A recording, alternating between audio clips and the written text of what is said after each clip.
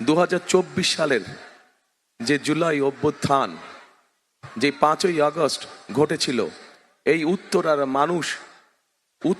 মানুষ সেটিকে সফল করেছিল অনেকাংশে।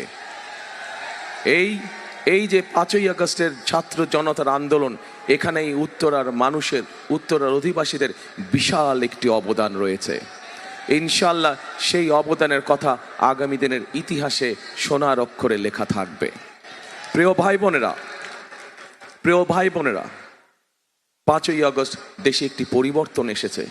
বহু ত্যাগ, বহু রক্তের বিনিময়, বহু জানের বিনিময়, কোরবানির বিনিময় এই পরিবর্তন এসেছে। কাজে আমাদেরকে এই পরিবর্তনের ধারাকে আমাদের ধরে রাখতে হবে। এই পরিবর্তনের ধারা কি? এই পরিবর্তনের ধারা হচ্ছে দেশে গণতন্ত্রকে প্রতিষ্ঠিত করতে হবে। এই পরিবর্তনের ধারা হচ্ছে দেশে মানুষের রাজনৈতিক অধিকারকে প্রতিষ্ঠিত করতে হবে। এই পরিবর্তনের ধারা হচ্ছে দেশে মানুষের কথা বলার অধিকারকে রক্ষা করতে হবে।